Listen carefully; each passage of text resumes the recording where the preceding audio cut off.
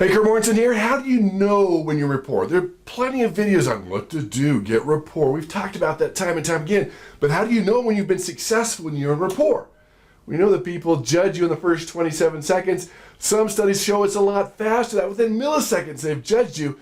But when you get into rapport, influence and persuasion is easy. In fact, I was talking to a CEO that worked on this big deal, narrowed it down to 2 companies. Product was similar, price was similar, and I asked them later, what company did you go with? And they went, Company B. I'm like, why B? He says, well, I like them better. That's the importance of rapport. When people like you and trust you, influence, sales, persuasion, negotiation is easy. Welcome to Maximize Your Influence. This is where we take a deep dive from the podcast. The podcast is at MaximizeYourInfluence.com, where we spent more time talking about rapport and develop rapport. This one's on how do you know when you're in rapport. In fact, go to MaximizeYourInfluence.com, take your free Persuasion IQ assessment, check out our advanced training, and get the free new edition of Maximum Influence for free. Just pick up a little shipping and handling. So let's dive into it. Rapport, 27 seconds. Dollar Shave Club did a study and it says within 15 minutes you know whether you're going on another date with this person. So we have the first impressions, but we have to develop that rapport, that likability. So how do you do that? There are 3 things you're looking for to know when you're in rapport. Now there are other tools to understand how to get in rapport. This is how do you know when you're in rapport. Here's the first one. Do they start to mirror you? Isopraxism knows mirror matching. Do they start to mirror your body language? Did you take a drink and they took a drink? Not the exact same time, but pretty close. If you're really observant, are your breathing rates starting to synchronize?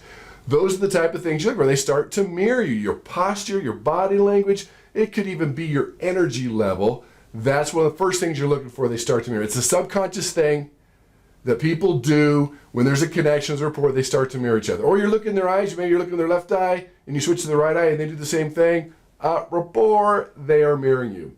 Number 2, you're looking for, they start to reciprocate.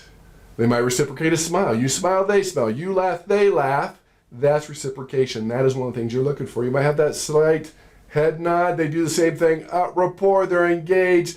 Finish the deal, quit talking, quit vomiting on them. Seal the deal. You're looking for this reciprocation. It could even be a secret. You tell a secret, they tell you a secret. You tell about this hard day, things that you have, and they tell about their hard day. Reciprocation, that's what you are looking for. The third thing you're looking for is gauge the conversation.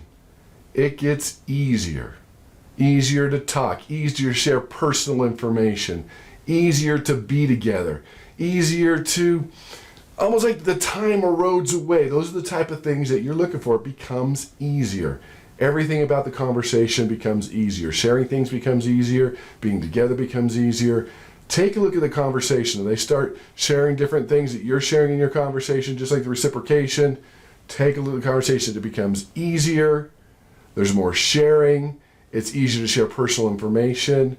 And a lot of that's a function of your questions. If you thought about the questions you ask to get people into rapport, to keep them in rapport, we talked about those 3 things, work on those 3 things, but think about some of these questions that would just accelerate and keep people in rapport, keep them talking in this conversation.